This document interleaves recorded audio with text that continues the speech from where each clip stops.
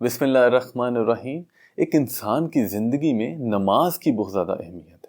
بچپن سے ہی نماز پڑھنے پر بہت زیادہ زور دیا گیا ہے، لیکن میں یہ سمجھنا چاہتا ہوں کہ نماز کی اتنی زیادہ اہمیت کیوں ہے؟ خدا کو کیا فرق پڑتا ہے ہمارے ٹوٹے پھوٹے سجدوں سے اور باتوں سے؟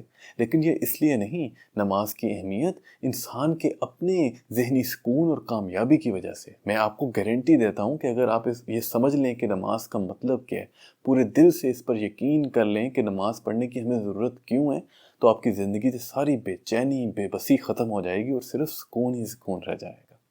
تو دو پوائنٹس ہیں جس کو لے کر میں نماز کی اہمیت کے بارے میں بات کرنا چاہتا ہوں، تو آئیں اس کے بارے میں بات کرتے ہیں۔ 5 منٹ کی ویڈیو ہے، اینڈ تک دیکھیں تاکہ آپ کو اس کی سمجھ آئے۔ سب سے پہلے ہم نے اس بات کو سمجھنا ہے کہ ایک انسان کی سب سے بڑی پریشانی، سب سے بڑا مسئلہ یہ ہے کہ وہ ہر چیز کو کنٹرول کرنا چاہتا ہے، اور یہ اس کی ایگو کی وجہ سے ہے۔ وہ تھوڑا سا قابل ہوتا ہے، دنیا میں کوئی مقام حاصل کرتا ہے، جوان ہوتا ہے، چیزوں کو اپنے ہاتھ سے کرنے لگتا ہے، تو اس کو ایسے لگتا ہے کہ ایسے وہ ہر چیز کو کنٹرول کر سکتا ہے۔ جبکہ وہ تھوڑا سا اگر غور کرے تو اس کو ریئلائز ہوگا کہ انسان کے ہاتھ میں تو کچھ بھی نہیں ہوتا۔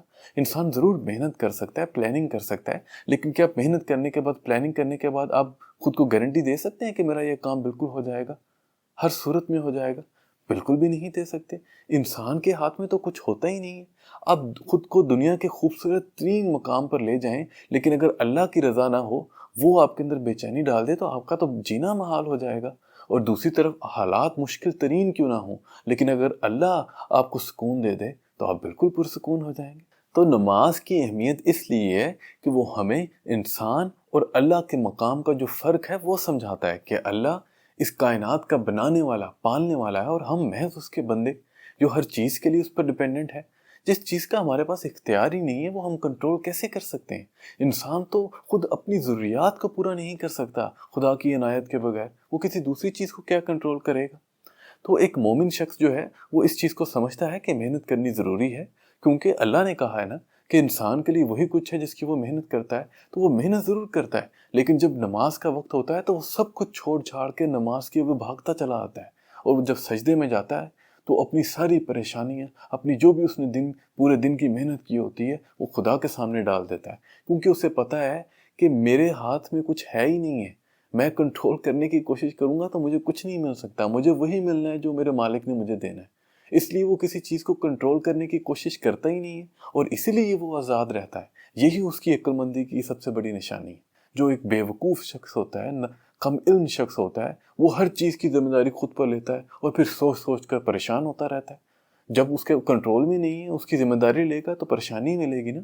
لیکن ایک ایمان والا شخص خود کو بالکل آزاد کر لیتا ہے، ہر چیز کو اللہ کے سپرد کر کے۔ اور دوسری بڑی وجہ نماز ادا کرنے کی خدا کا شکر ادا کرنا ہے۔ اور شکر صرف خدا کی ان گنت نعمتوں کا نہیں ادا کرنا، یا شکر کی ادائیگی صرف نماز پڑھنا نہیں، بلکہ شکر ہر چھوٹی بڑی چیز کے لیے۔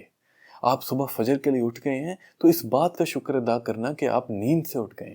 آپ اٹھ کر جا کے آپ نے وضو کیا ہے تو اس بات کا شکر ادا کریں کہ خدا نے آپ کو اتنی ہمت دی، طاقت دی کہ آپ ٹھنڈے پانی کے ساتھ وضو کر سکیں۔ اور آپ نے پھر نماز ایک ادا کر کے تو شکر ادا کیا، لیکن آپ نے اس بات کا شکر ادا کرنا ہے کہ اس نے آپ کو نماز پڑھنے کی عنایت کی۔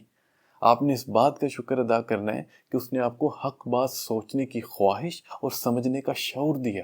اس بات کو سمجھیں کہ انسان تو ہر چیز کے لیے خدا پر ڈیپینڈنٹ ہے۔ اگر اس کا ساتھ نہ ہوتا تو ہم تو کب کے گمراہ ہو گئے ہوتے۔ یہ تو اس کا ساتھ ہے جو ہمیں حق پر چلائے رکھ رہا ہے، ہمیں مضبوط کرتا ہے جب بھی ہم کمزور ہونے لگتے ہیں۔ اور ہماری کیا ایفرٹ، ہم تو اپنی ایفرٹ سے کچھ بھی نہ بنا پاتے، لیکن ہم نے بس اپنی ایفرٹ سے خدا کی خوشنودی حاصل کرنی۔ اس کی خوشنودی مل گئی تو وہ خود ہی ہماری جو ہے وہ انکمپلیٹ ایفرٹ سے بھی ہمارا کام چلا دے گا۔ اور اگر خدا کی عنایت نہ ہوتی تو پھر تو ہم نماز بھی نہ ادا کر پاتے، ہم ادھر ادھر کاموں میں مصروف رہتے، لیکن ہم اس کے سامنے نہ پیش ہو پاتے۔ تو ہمیں جو ہے ان دونوں پوائنٹس کو سمجھنا ہے۔